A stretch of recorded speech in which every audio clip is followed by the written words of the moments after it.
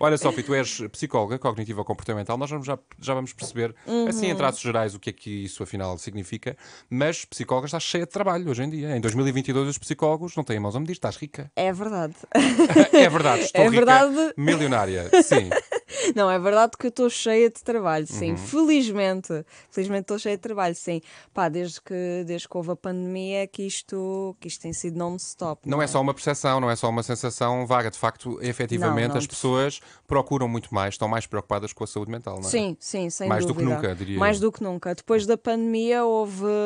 Pá, as pessoas estiveram fechadas em casa durante um tempo que não é normal. Uma coisa Uhum. é uma semana e mesmo assim uma semana já provoca, Sim. pronto, o que provoca, não é?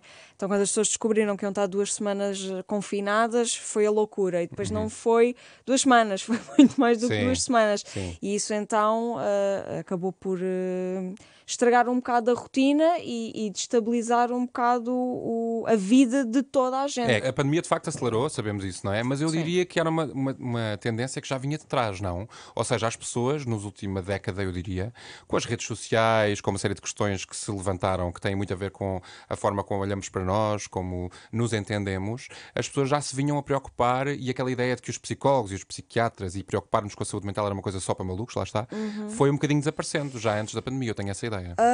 Sim, já se falava mais de psicologia, já se falava mais de bem-estar, mas sem dúvida com a pandemia é que Acelerou imenso. isto. Sim, Só sim, para nós sim. termos uma ideia, antes da pandemia tu tinhas quantos pacientes e agora tens quantos? Consegues fazer assim uma comparação rápida só para Então, termos eu uma antes ideia? da pandemia não era psicóloga clínica. Tinhas tirado Eu psicologia, mas antes, estiveste a trabalhar noutra área. exato, estava a trabalhar em recursos humanos. Depois, eu não gostava nada. Para mim, trabalhar num office não dá de todo. Sim. Despedi-me, nem sequer sabia que isto ia haver a pandemia. Despedi-me e uma semana depois de me ter despedido, e já tinha consultório físico e não sei o quê, depois de uma semana veio a quarentena e eu fiquei, E e agora? agora o que é que eu vou fazer? Online. Começaste a dar consultas online. Primeiro eu tinha um espaço físico, era suposto ser físico, não é? Uhum. Mas depois veio a pandemia e fiquei, oh meu Deus, e agora como é que eu vou trabalhar e pagar contas, não é? Fiquei assim um bocado em pânico e eu era um bocado reticente com a questão das consultas online, só que opá, tive que me ver, vi-me obrigada mesmo a Claro. ter que fazer consultas Sim, sim, online, sim, porque sim. senão não dava. E quando eu comecei a perceber que as consultas online tinham uma taxa de eficácia epá, era praticamente igual com o É, eu por pessoal. acaso tenho esse preconceito que ainda não consegui desconstruir na minha Sim, mas cabeça, porque muita eu faço gente. terapia Uhum, presencial e uhum. durante a pandemia não fiz porque a questão do online me fazia muita Sim, confusão, porque eu preciso sim, daquela presencialidade ali daquela pessoa, ela ver sim, que eu estou a chorar e dar-me sim. essa cena já me aconteceu, ela dá-me os Kleenex para a mão e eu acho aquilo tudo muito dramático e aquilo faz parte para mim, pelo menos, do processo terapêutico e no online nós não temos isso. Sim, no online não. Às vezes eu tenho assim tipo um pacotinho de lenços e às vezes faço a piada assim: olha, se eu estivesse contigo, eu dava-te os lenços e a Ah, pessoa mas até, é bonito, até que ri. maravilhoso. Olha, Sophie, fizemos aqui uma pequena sondagem só nas pessoas que estão neste estúdio. Nós estamos três aqui do lado de dentro do estúdio, depois estão mais uns quantos ali do outro lado, e somos os três ansiosos. E não somos os únicos, porque é a doença do século, diz aqui na capa do livro, e é verdade, a OMS já se pronunciou até sobre esse assunto. Há muita gente ansiosa. A verdade é essa, mas a boa notícia é que há muita gente que tem noção dessa ansiedade e que faz alguma coisa para tratar dela. Sim, o pior não é ter-se ansiedade, porque a ansiedade é uma coisa que toda a gente tem, mais ou menos, mas toda a Uhum, gente tem ansiedade. A ansiedade está inscrita no nosso código genético, tal como o medo, a tristeza, etc. uhum. O pior é quem não trata da sua ansiedade, porque quem não trata só está a piorar o seu prognóstico. Uhum. Portanto, o melhor a fazer é do género, ok, quando isto se está a tornar patológico, porque toda a gente tem ansiedade, mas quando a ansiedade se está a tornar patológico, o melhor é ir logo ao Ter médico, com uma pessoa como tu, por exemplo, uma psicóloga e cognitiva eventualmente ao comportamental. psicólogo, claro, Exatamente, claro. alguém que possa ajudar-nos a resolver. Então, se alguém que nos está a ouvir tem a ansiedade e não fez nada ainda sobre o assunto, ainda não agiu sobre isso, a primeira coisa a fazer pode ser também, por exemplo, comprar um livro como este que eu tenho aqui na minha Sim, o mão. livro, o Não é loucura, é livro, ansiedade. O o teu livro livro. pode ser um bom primeiro passo para a pessoa começar a educar-se acerca daquilo que tem e começar a perceber. Eu tenho recebido algumas mensagens no meu Instagram de pessoas que leram o livro e isso impulsionou a começarem a fazer terapia, Tu não estás a porque dar o ouro ao bandido. Uma pessoa lê isto, não. não fica dispensada de ir ao psicólogo, não Exatamente, é? era isso que eu ia dizer, que o livro pode ser terapêutico, mas não é terapia. Conversar com um amigo também é bom, não é? Qual é a diferença Sim, entre sim, conversar sim. com um amigo conversar com um psicólogo. Eu acho que é das melhores, é terapêutico também, eu acho, não é? Sim. Eu acho que a pior coisa a fazer é mesmo guardarmos para nós e não Sim. falarmos com ninguém.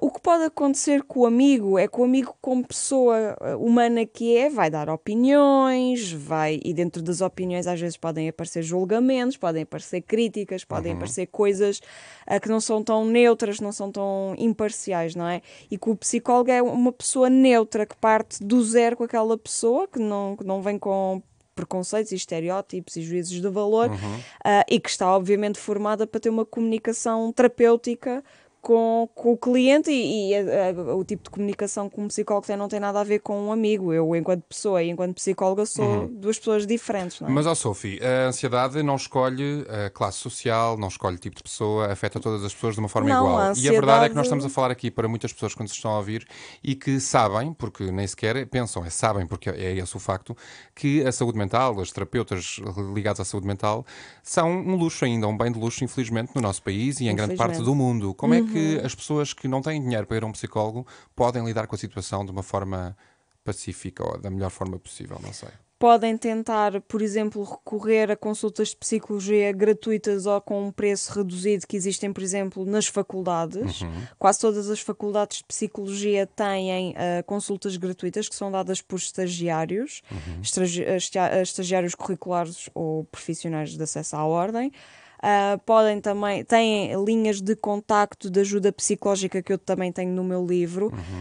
Para aí a meio do meu livro eu tenho lá uma data de linhas de apoio que as pessoas podem contactar, como SOS Voz Amiga. Mas aí estamos a falar de pessoas que já estão no limite, não é? Pessoas que já têm, eventualmente, por exemplo, pensamentos suicidas ou que já estão em estado Ou de não, depressão. qualquer pessoa que não tenha meios para recorrer a um psicólogo Pode ligar para uma dessas pode linhas. ligar para uma linha de apoio psicológico, é para isso que elas servem. E o SNS não devia ter já Eu acho que o SNS também é ajuda uma... à saúde mental Sim, mais eu acho que generalizada? o SNS também é tem lá uma rede de apoio psicológico que foi criada com a pandemia, portanto as pessoas que não podem recorrer Mas também provavelmente podem... não é suficiente, não é?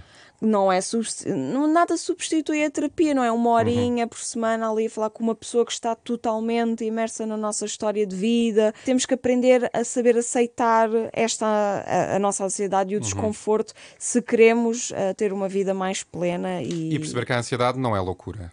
Não e que a é? ansiedade não é Não loucura estamos de malucos, todo. é normal Não, sentir, não. toda a gente sente praticamente. Toda a gente sente. E não é para menos com tudo o que se anda a passar no mundo, não é? Claro. É normal que estejamos todos, Sim. se somos empáticos, não é? E se sofremos com as dores do mundo, é normal Claro, que estejamos claro. ansiosos. Sophie, foi um prazer ter-te aqui, continuava mais uma hora inteira a conversa contigo, só dizer que vais estar na Feira do Livro, se quiserem conhecer a Sophie, Sim. comprar o livro dela, ter um autógrafo, um beijinho, é no dia 2 de setembro, portanto já na sexta-feira, que vais Às estar na Feira do 19. Livro às 7 da tarde, não é? Um beijinho para ti, muito obrigado. Obrigada, Não é eu. loucura, é ansiedade, um livro prático para te conheceres e entenderes o funcionamento do teu cérebro. Fica aqui a nossa dica das manhãs de agosto.